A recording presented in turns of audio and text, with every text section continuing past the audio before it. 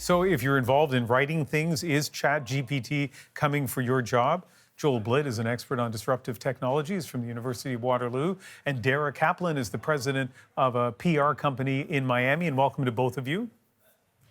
Great to be here. Thank you for that. So Joel, I assume the software, which already is frighteningly impressive, is only going to get more powerful and more sophisticated. Are there certain fields, do you think, where people should be worried about their jobs? Absolutely. I'd say there's many fields. So we need to think about what ChatGPT actually does. And so it fundamentally does three things. It is able to retrieve lots of information. It's able to synthesize that information and figure out what are the key points. And it's able to generate text or content. And so if we want to know what jobs are going to be impacted, we need to look at what jobs actually are doing those sorts of tasks. And so these tend to be jobs in the marketing sector, the law sector, accounting, and Ian, I'm afraid to say that also journalism. Now, of course, that doesn't mean that all journalism jobs are going to be lost tomorrow, because we're always going to need humans in the loop. We're going to need humans to provide judgment, critical thinking, communications. But it does mean that, when you produce this show, you might only need 5 producers instead of needing 5, because those 5 could become much more productive through the use of these technologies. Now, Dara, in your company, you use ChatGPT. In what way do you use it, and how's it worked out for you?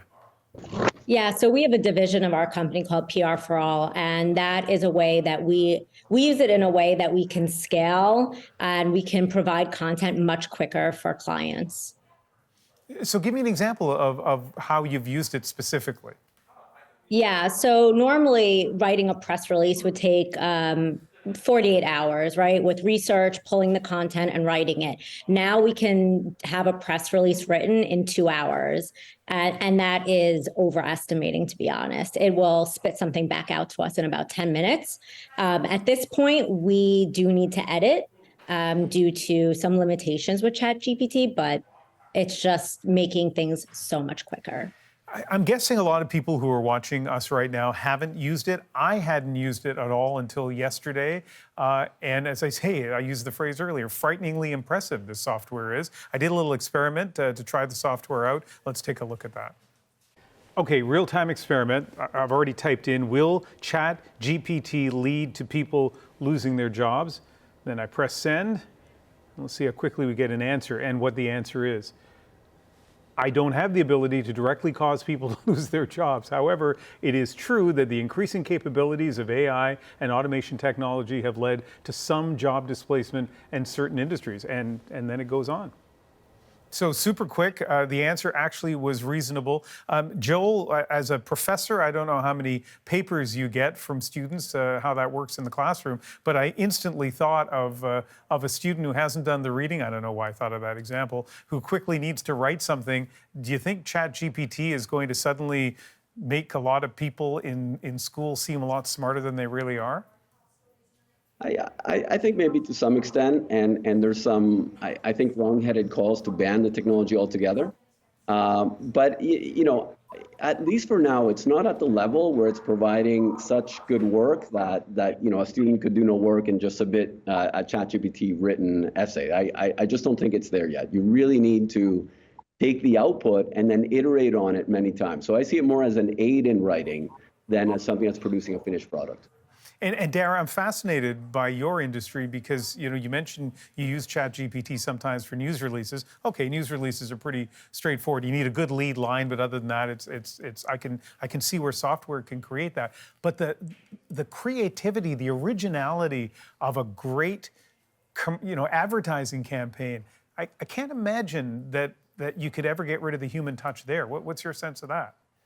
I agree with that. And when I'm asked the question, do I think that this is going to replace people? I don't, because you do need that creative writing skill that this technology does not have. It does not have the creativity, the human touch. And once you use it more, you will see there is bias built into the output and misinformation. So you do really need a person checking it over and over. Every output that is spit out needs to be checked over. So I agree. I mean, there's some big misses too. Like I put in some questions where I was astounded at how well it did, and others where it got it absolutely wrong. Joel, are you excited? Are you worried? How do you feel like as of tonight about the future of AI generally, but ChatGPT specifically? I guess a little bit of both. I think this is a technology that could really increase productivity in the Canadian sector. I think it's a technology that our business leaders really need to be looking at and thinking, how can I incorporate this? But at the same time, it's going to have pretty serious impacts on society. There's not just a loss of jobs, but possibly increasing inequality, because some folks are going to benefit from this technology. They'll become more productive, and others are going to be displaced. And so every technology has always affected, there's been winners and losers, has affected people differently, and it'll be the same with ChatGPT. And Dara, think about how your office looks now. And, I imagine like a communications and PR firm in Miami. It must be so interesting to work there. How do you think it might look different in a year or two as AI gets more deeply entrenched? I don't know how different it will look, to be honest. I think when we are hiring people, we will look for more creative writing skills versus the technicality of writing, because the technicality we have covered. I don't see it changing in my office personally in a year. You kind of both sound sort of excited and hopeful as opposed to pessimistic and frightened, which is usually the way I hear people talk about AI. So that's really interesting. And thank you very much for speaking with us tonight. Thank you. Well,